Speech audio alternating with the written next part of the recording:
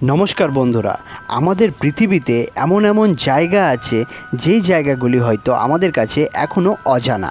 আর সেই অজানা জায়গাগুলিতে এমন এমন কিছু ঘটনা ঘটে গেছে যেগুলি আমাদের বৈজ্ঞানিক বা গবেষণাদের কাছে এখনও অবধি একটি রহস্য হয়ে থেকে গেছে। সেই জায়গাগুলির এখনও কোনো সমাধান করতে পারিনি।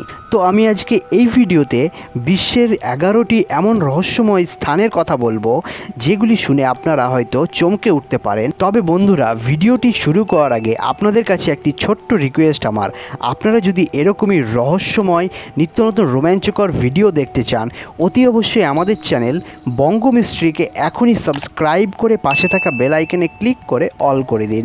আমি যখনই কোনো নিত্য নতুন রহস্যময় ভিডিও আপলোড করব, সবার থেকে প্রথমে আপনাদের কাছে নোটিফিকেশান চলে যাবে। তো চলুন ভিডিওটি শুরু করা যাক। নাম্বার 1, অ্যাটলান্টিক সম্পর্কে প্লুটো বলেছেন যে এলাকাটি হাকুলিসের পিলারের সামনে একটি রাজ্য বা তৎকালীন সময়ের সবচেয়ে শক্তিশালী নৌ ক্ষমতার অধিকারী ছিল। আজ থেকে প্রায় 9000 বছর আগে এটি ইউরোপ এবং আফ্রিকার অনেক রাজ্যেই দখল করে নিয়েছিল। অবশেষে এথেন্সে একটি ব্যর্থ আক্রমণের পর তা সমুদ্রে ডুবে যায়। বর্তমানে এর অবস্থান নিয়ে অনেকে দ্বিমত করেছে। কেউ বলে এটি ভূমধ্যসাগরের কাছাকাছি অবস্থিত, বা কেউ বলে এটি ইউরোপের কাছে আটলান্টিক মহাসাগরে অবস্থিত। এটি কিন্তু এখনও রহস্য হয়েই থেকে গেছে। নাম্বার 2, বাদামি পর্বতমালা বা ব্রাউন মাউন্টেন। দক্ষিণ ক্যারোলিনায় অবস্থিত এই অঞ্চলটি একটি জীবন্ত উদাহরণ। প্রায় অনেকবারই এই জায়গাটির কথা পত্রিকাতে হেডলাইন হয়েছে। এখানে কিছু বিচিত্র আলোকরশ্মি দেখা যায় যা আমেরিকার বিজ্ঞানীদের যা মাথার ঘাম পায়ে ফেলে এনেছে। অনেকেই এই আলোকে বলে ভিন্ন গ্রহীদের আলো বা এলিয়েনদের আলো, যেটি এলিয়েনরাই এই আলোগুলিকে জ্বালাচ্ছে আবার নেভাচ্ছে। কিন্তু এই রহস্যটি এখনও পর্যন্ত অজানাই রয়ে গেছে। Number 3, ship graveyard in Muynak. একসময় এই জায়গাটি অনেক বড় বন্দর ছিল। যেমন বন্দরে নৌকা যাওয়া আসা করে, স্টিমার যাওয়া আসা করে, তেমনই এই জায়গাতেও সেরকমই যাওয়া আসা করতো। কিন্তু এমন একদিন আসে হঠাৎ করে এই জায়গাটা পুরো ভুতুড়ে হয়ে যায়। এই জায়গাতে এখন এই ভাঙাচোরা শিপ বা জাহাজ ছাড়া এখন আর মানুষের কোনো অস্তিত্ব নেই। কিন্তু এই জায়গাতে হঠাৎ করে কী এমন হয়েছিল যার জন্য এই বন্দরটি এখন শূন্য ভুতুড়ে জাহাজের আশ্রয়স্থল। এখনও এটি রহস্যই থেকে গেছে। নাম্বার 4, জাতিঙ্গা, যেটি ভারতের আসামে অবস্থিত। ভারতের আসাম রাজ্যে ডিমাবাসাও জেলাতে অবস্থিত এই গ্রামের নাম জাতিঙ্গা। বছরের একটি নির্দিষ্ট সময়ে এ গ্রামে আকাশ থেকে শত শত পাখি নিচে পড়ে তাদের মৃত্যু হয়ে যায়। কিন্তু এই পাখিগুলো হঠাৎ করে একটি নির্দিষ্ট দিনে কি করে একসঙ্গে আকাশ থেকে মাটিতে পড়ে তাদের মৃত্যু হয়, বিজ্ঞানীদের মাথায় এখনও অবধি আসেনি। এটি একটি রহস্যময় ঘটনা হিসেবে রয়ে গেছে, যেটির এখনও অবধি কোনো নির্দিষ্ট করতে পারেনি। নাম্বার 5, অ্যাকোডিজুয়া ফেটিস মার্কেট, যেটি টোগোতে অবস্থিত। টোগো এর রাজধানী লোমেতে অবস্থিত এই অদ্ভুত বাজারে কালো জাদু ও ভুতুরে সব কিছু বিক্রি করা হয়। যেমন মানুষের মাথার খুলি, বাঁদরের মাথার খুলি, তারপরে বিভিন্ন ধরনের কালা জাদু করার জিনিসপত্র এখানে বিক্রি করা হয়। কিন্তু এই জায়গাতে কেন এরকম ধরনের জিনিস বিক্রি করা হয় সেটা কেউ এখনও অবধি জানে না। কিন্তু এটি চলে আসছে পরম্পরা। আজও গেলে আপনি দেখতে পাবেন এই সব ভুতুরে জিনিসগুলো। নাম্বার 6, সেন্ট্রালিয়া, যেটিকে ঘোস্ট টাউন নামেও পরিচিত। 1962 সালে ভূগর্ভস্থল খনিতে এক ভয়ানক অগ্নিকাণ্ডের পরে এই শহরের রাস্তা ফাটল দেখা যায় এবং ঘরবাড়ি ভেঙে যেতে থাকে। 1981-তে এই ভুতুরে শহরে মাত্র 10,000 জন অধিবাসী ছিল, যা 2010-এ মাত্র 10 জন নেমে আসে। বর্তমানে এই শহরটি পুরোটাই ভেঙে ফেলা হয়েছে। কিন্তু বিষয়টা হলো এটা, কি করে মাত্র 10 জন মানুষ এই জায়গাতে বাস করছে? কারণ এই জায়গাটি একদমই ভুতুরে। এই জায়গাতে শুধু 10 জন ছাড়া এখন আর কেউ বাস করে না। আপনারা চাইলে এই জায়গাটিতে ভিজিট করতে পারেন। অনেকে গিয়ে এই জায়গাটি ঘুরে আসে। এটি ট্যুরিস্ট প্লেস হয়ে গেছে। নাম্বার 7, হাসিমা আইল্যান্ড, যেটি ঘোস্ট আইল্যান্ড নামেও পরিচিত, আর এটি জাপানে অবস্থিত। এখানে বলা হয় খনিক কর্ম শ্রমিকদের ও তাদের পরিবারের জন্য বাসস্থান হিসেবে এই দ্বীপ গড়ে তোলা হয়েছিল।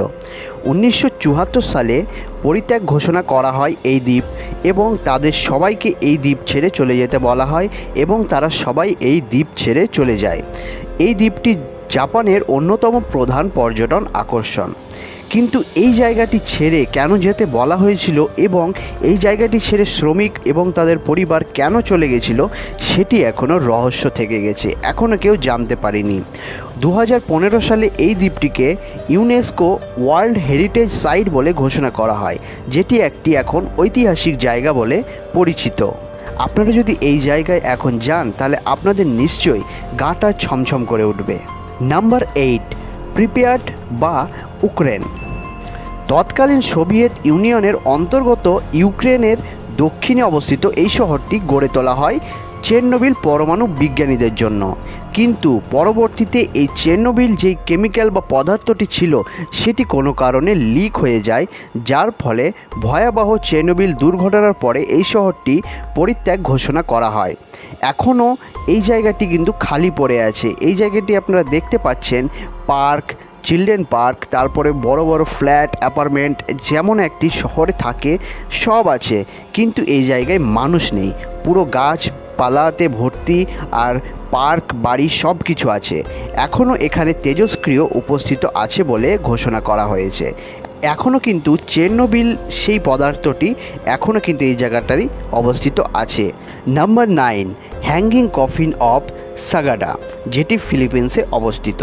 ফিলিপিন্সের ইগ্রাত আদিবাসী গোষ্ঠী বিশ্বাস করে যে মৃত্যুর পরে ভূমির উপরে তাদের শায়িত করা হলে বা উঁচু জায়গায় ঝুলিয়ে রাখা হলে তারা স্বর্গের কাছাকাছি থাকতে পারে। তাই তারা এখনও কেউ মারা গেলে তাদের কফিনে উঁচু জায়গায় পাহাড়ের কিনারায় ঝুলিয়ে রাখা হয়। এটি একটি অ্যামেজিং ফ্যাক্ট। নাম্বার 10, পভেগলিয়া, যেটি ইটালিতে অবস্থিত।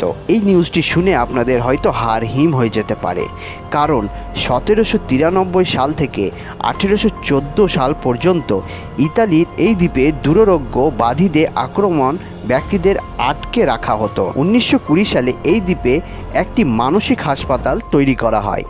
বলা হয় যে চিকিৎসক এই হাসপাতাল পরিচালনায় দায়িত্বে ছিলেন। তিনি নাকি মানসিক রোগীদের উপর ভয়াবহ সব নিষ্ঠুর পরীক্ষা চালাতেন এবং হত্যা করতেন। এই চিকিৎসকও একদিন দ্বীপের একটি উঁচু টাওয়ার থেকে পড়ে যান, যদিও এত উপর থেকে পড়ে গিয়েও সে মারা যাননি। কিন্তু লোকশ্রুতি অনুযায়ী কিছুক্ষণ পরে অদ্ভুত কুয়াশার চারিদিকে ছেয়ে ফেলে এবং সেই হত্যাকারী চিকিৎসককে আর খুঁজে পাওয়া যায়নি। স্থানীয়দের কথা অনুযায়ী সেই চিকিৎসকের আত্মা নাকি এখনও সেই হসপিটালের চারপাশে তাকে ঘুরতে দেখা যায়।